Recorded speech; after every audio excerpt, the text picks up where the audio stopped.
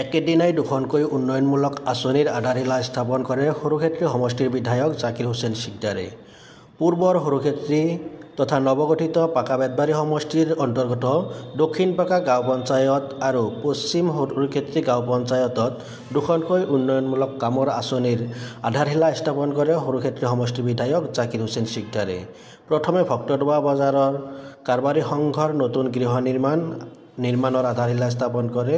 ইয়াৰ পিছতে বৰিখামা বজাৰত প্ৰায় 10 লাখ টকা ব্যয় সাপেক্ষে আধুনিক বজাৰ গৃহ নিৰ্মাণৰ আধাৰশিলা স্থাপন কৰে সৰুক্ষেত্ৰী সমষ্টিৰ বিধায়ক জাকিৰ হোসেন সিকদাৰে। ৰাতিপুৱাই ভক্তদৱা বজাৰত এখন বজাৰ উন্নয়ন সমিতিৰ বিল্ডিং এখনৰ আধাৰশিলা কৰিলোঁ। বৰিখামাৰ বজাৰত এখন মাৰ্কেট শেডকো আধাৰশিলা কৰিলোঁ আৰু ইয়াৰ পিছত মাজদিয়াত এখন স্বাস্থ্য উপকেন্দ্ৰৰ এখন ইতিমধ্যে বিল্ডিং বনাইছে, তাক মুকলি কৰিম আৰু কেইবাটাও সামাজিক অনুষ্ঠানত অংশগ্ৰহণ কৰিলোঁ। গতিকে ভক্তদৱা বজাৰ, বৰিখামাৰ বজাৰ বা মাজদিয়া অঞ্চলৰ কাৰণে স্বাস্থ্য কেন্দ্ৰত আজি আমাৰ এই দিনটোত বহু দূৰ আগুৱাই গ'ল আৰু বহুকেইটা সমস্যাও সমষ্টিৰ সমাধান হ'ল।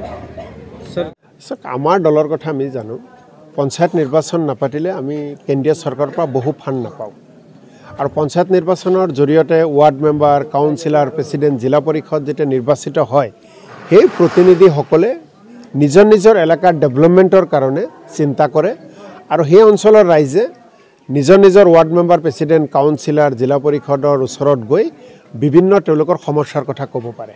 বিধায়ক হিচাপে বহুত ডাঙৰ সমষ্টি, সাংসদ হিচাপে এটা সংসদীয় সমষ্টি বহুত ডাঙৰ থাকে, বহু মানুহে ইচ্ছা কৰিলেও বহু ক্ষেত্ৰত যাব নোৱাৰা অসুবিধা হয়। কিন্তু পঞ্চায়তৰ যিটো ব্যৱস্থা, পঞ্চায়ত ৰাজ ব্যৱস্থাৰ জৰিয়তে যি জনপ্ৰতিনিধি নিৰ্বাচিত কৰাৰ যিটো ব্যৱস্থা, ইয়াক যদি আমি বাদ দি দিওঁ বা ইয়াক যদি নকৰোঁ, ৰাইজৰে ক্ষতি হয়, সমাজৰ ক্ষতি হয়। গতিকে পঞ্চায়ত নিৰ্বাচন আগতেই পাতিব লাগিছিল, কাৰ্যকাল শেষ নহওঁতেও পাতিব লাগে, যে কাৰ্যকাল শেষ হোৱাৰ পিছত নতুন সভাপতিয়ে বা নতুন কাউন্সিলাৰে বা নতুন জেডপিচিয়ে বা নতুন মেম্বাৰে তেওঁলোকে দায়িত্ব ল'ব। কিন্তু মাজত এটা বছৰ গেপছ গ'ল, যাৰ কাৰণে বহু অসুবিধা হৈছে। আজি মই বৰিখামাৰত আহোঁতে আপোনালোকে দেখিছে বহুতে অৰুণোদয়ৰ তেওঁলোকে পাই থকা মানুহে পোৱা নাই। এই কথাখিনি কাক ক'ব? এই কথাখিনি কোৱাৰ মানুহ বিচাৰি নাপায়। যেতিয়া ৱাৰ্ড মেম্বাৰ থাকিব, একেলগে তেওঁৰ তাত গ'লে ৱাৰ্ড মেম্বাৰে এটা পৰ্যায়ত গৈ ক'ব, আমিও গম পাম তেনেকৈ। গতিকে এটা চেঞ্জ ছিষ্টেম হয় উন্নয়নৰ ব্যৱস্থাত। গতিকে পঞ্চায়ত নিৰ্বাচন নিতান্তই প্ৰয়োজন। ৰাজ্য চৰকাৰে বহুত পলম কৰিলে, আৰু যাতে পলম নকৰে তাৰ কাৰণে ৰাজ্য চৰকাৰক আহ্বান জনাইছে। আৰু যদি পলম কৰে আমি ন্যায়ালয়ত যাম, ৰাইজৰ অধিকাৰ পাবলৈ, ৰাইজৰ অধিকাৰ যাতে এই চৰকাৰে খৰ্ব কৰিব নোৱাৰে তাৰ কাৰণে পঞ্চায়ত নিৰ্বাচন পাতিবলৈ আমি ন্যায়ালয়ত যাই কেছ কৰাৰো ইতিমধ্যে আমাৰ সিদ্ধান্ত হৈছে।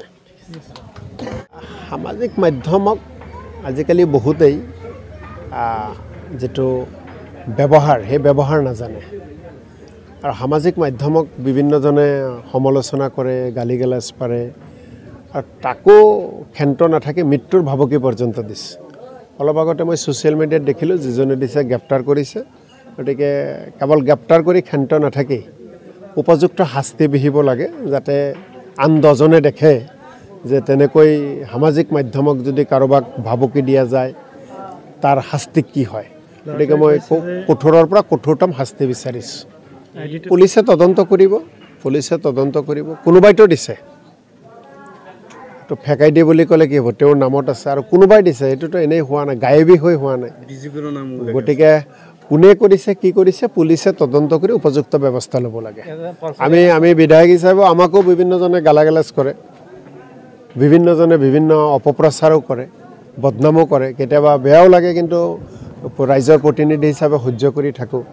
সামাজিক মাধ্যমত সদায় গঠনমূলক কথাহে পাতিব লাগে।